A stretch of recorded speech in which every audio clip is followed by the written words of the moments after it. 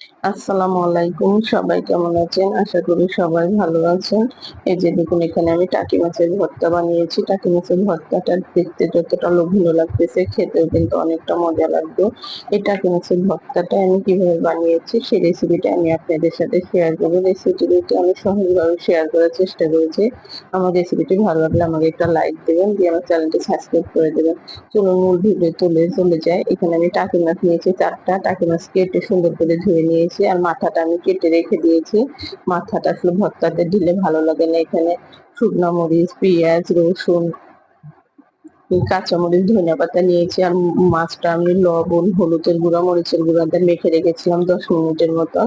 রেখে এদিকে চুলায় আমি একটা প্যান বসিয়ে দিয়েছি। প্যানের মধ্যে আমি আগে মরিচ, পেঁয়াজ গুলো টেলে নিব।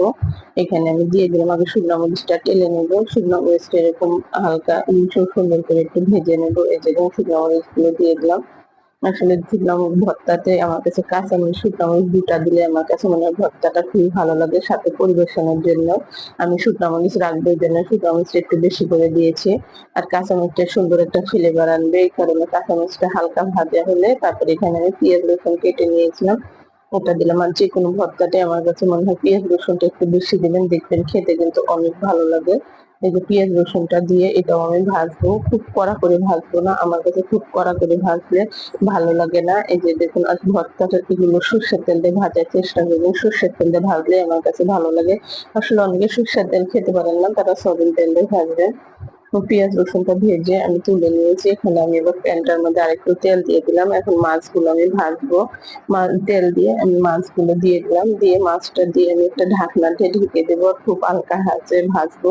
মাছগুলো একটু সিদ্ধ হতে হবে। এই যে দেখুন, ঢাকনা দিয়ে একটু অপেক্ষা করার পর আমি ঢাকনাটা খুলে মাছগুলো উল্টিয়ে দেবো। এই যে দেখুন, মাছগুলো উল্টিয়ে দেবো। সবগুলো মাছ এভাবে উল্টিয়ে আমি ভেজে নেবো সুন্দর করে। এই যে দেখুন, দিয়ে আমি আবার একটু ঢাকনা দিয়ে ঢেকে দিলাম। এইভাবে মাছটা ভাজবো। অনেকে সিদ্ধ করে পাটার ভর্তা বানাতেও পারেন, কিন্তু আমার কাছে দুরকম ভাবে ভর্তাটা ভালো লাগে। আজকে আমি ভেজে ভর্তা বানালাম। আমার মাছটা আর একটু নেড়ে চেড়ে উল্টিয়ে দিলাম। এই যে দেখুন, আসলে যেকোনো খাবারে আসলে ধৈর্য নিয়ে সময় নিয়ে করলে আসলে যেকোনো খাবারই দেখবেন আসলে স্বাদটা দ্বিগুণ বেড়ে যায়। মাছটা যেরকম ভাজা হয়ে আসবে সে পর্যায়ে আমি তুলে নিব।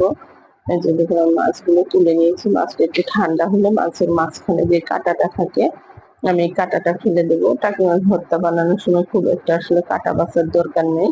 এই যে দেখুন, এইভাবে কাঁটাটা বেছে ফেলে দিয়ে সবগুলো মাছই কিন্তু আমি আসলে এভাবে বেছে নেব। একটু ঠান্ডা হওয়ার জন্য, এখনো পুরোপুরি ঠান্ডা হয়নি, এই জন্য এখানে সবগুলো মাছ আমি বেছে নিয়েছি। বেছে নিয়ে এদিকে আমি একটা বাটনা নিয়েছি। বাটনা করে ভর্তাটা বানাবো। আপনারা পাটাও বানাতে পারেন, হাতেও বানাতে পারেন। এখানে একটু লবণ দিয়ে দিলাম। লবণ দিয়ে আগে শুকনা মরিচটা আমি সুন্দর করে ডলে নেব। এই যে দেখুন, বাটনাটা করে রেখে শুকনা মরিচটা আমি এভাবে ডলে নিচ্ছি।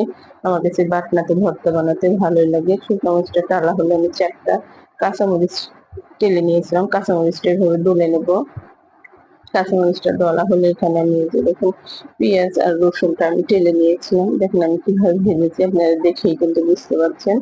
এইভাবে ভেজে নিয়েছিলাম। এটা আমি এভাবে দেওয়ার পরে এই যে মাছগুলো আমি বেছে নিয়েছি, এই মাছগুলো আমি দিয়ে দেবো।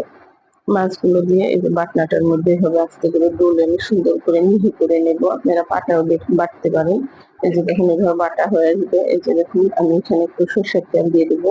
সর্ষের তেলটা আসলে ভর্তাতে আমার কাছে খুবই ভালো লাগে, এই কারণে আমি দিয়ে দিলাম। আর ধনেপাতা গুলো পর্যায়ে দিলে সুন্দর একটা ফ্লেভার আসবে। ভর্তাটা দেখতে কিন্তু আমার কাছে খুবই ভালো লাগবে। এইভাবে আমি এখন আস্তে করে হাত দিয়ে মেখে নেবো। মেখে আমি এখন ভর্তাগুলো এইভাবে গোল গোল করে নেব। এই ভর্তাটা আসলে গরম ভাতের সাথে বলেন, ঠান্ডা ভাতের সাথে বলেন, আমার কাছে খুবই ভালো লাগে খেতে।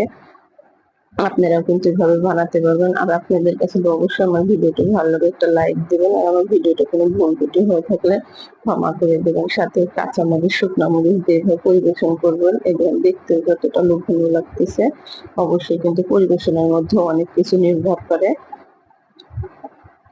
এই যে দেখুন,